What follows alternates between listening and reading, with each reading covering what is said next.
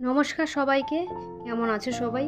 আমি অনেক দিন পর আরেকটি ভিডিও নিয়ে চলে আসলাম, শিব পুজোর ভিডিও। আমার বাড়িতে প্রত্যেক বছর আমি শিব পুজো করে থাকি, তাই সকাল সকাল উঠে সব কাজকর্ম সেরে বাসি জামা কাপড় ছেড়ে এবার চলে আসলাম আমি ঠাকুর ঘর পরিষ্কার করতে। এই ঠাকুর ঘর আমি পরিষ্কার করছি, ঠাকুরঘরটা প্রচণ্ড নোংরা হয়ে গেছিলো। এইদিকে সুমিত লাইট লাগাচ্ছে। সুমিতকে আমি বললাম লাইটটা একটু ভালো করে লাগিয়ে দিতে ঠাকুর ঘরে বাইরে, তাই সুমিত লাইট লাগাচ্ছে। আমার ছেলে ভিডিও করছে। ঠাকুরঘরটা প্রচণ্ড নোংরা হয়ে গেছিলো, তাই আমি ভাবছি ঠাকুরঘরটা একটু পরিষ্কার করে নিই। ঠাকুরঘর পরিষ্কার করার পর অনেক কাজ আছে, ঠাকুরের বাসন মাজতে হবে, তারপর হচ্ছে আরও যাবতীয় কাজ আছে, কিছু বাজার আছে, সেগুলো করা হয়নি, সেগুলোও করতে হবে। ঠাকুরঘরটা আমার পরিষ্কার করা কমপ্লিট। এই দেখুন খুব সুন্দরভাবে লাইটগুলো লাগানো আছে। এবার তো চতুর্দশী 9টা 9:30 পৌনে 10টার সময় লাগছে, কিন্তু আমি পুজো প্রত্যেক বছর রাত্রেবেলায় করে থাকি। যাই হোক, এবার পুজোতে আমি অনেক জিনিসই কিনলাম। এই যে ওভেন, কড়াই, তারপর যজ্ঞের একটা হবন কুণ্ড যাকে বলে, কারণ আমার কড়াই ছিল, আমার ওভেনও ছিল, সেগুলো আমার আমিষ হয়ে গেছিলো একটু কারণবশত। যাই হোক, বাসনের মাজা কমপ্লিট। দেখতে দেখতে রাতও হয়ে গেল, ঠাকুরমশাই চলে আসছে পুজো দিতে। এই যে ঠাকুরমশাই সবাইকে টিপ লাগাচ্ছে।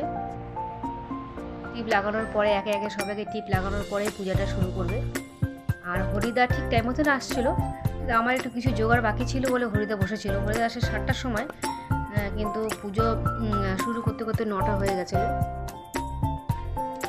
আমি রাত্রেবেলায় পুজো করে থাকি সবসময়, প্রত্যেক বছর আমি রাত্রেবেলায় পুজো করি।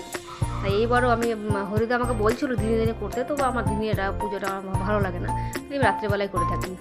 এই হরিদা সবার মাথায় সব তিলক দেওয়ার পরে আবার পূজায় বসবে।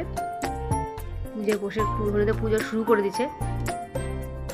এই যে আমার পুজোর সব জোগাড়যন্ত্র করা হয়ে গেছে। দেখুন, আমি তাড়াতাড়ি সব কিছু জোগাড়যন্ত্র করে রেখেছিলাম যাতে হরিদা অসুবিধা না হয়, তবুও একটু লেট হয়ে গেল। এই যে সবাই আমরা বসে আছি, রুবিদি, আমার ভাগ্নি, আমি, বন্দনা, সবাই, মনা, সবাই মিলে বসে আছে। এরা সবাই পুজো দিবে, জল ঢালবে, তাই বসে আছে সবাই মিলে। সুমি দাঁড়িয়ে আছে। পুজো চলছে, বাবার পুজো বলে কথা, তাই না বলুন? না করলে হয়?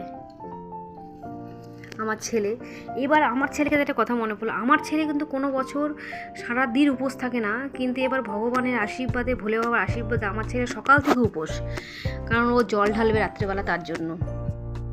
বাবার কৃপায়, বাবার আশীর্বাদে উপোসটাও রাখতে পারছে। যাই হোক, আমাদের এবার সন্ধ্যা আরতি হওয়ার পরে এবার আমরা অঞ্জলি দিচ্ছি সবাই মিলে। এই সুমিত অঞ্জলি দেওয়ার পরে আমাদের শুরু হবে যজ্ঞের আয়োজন।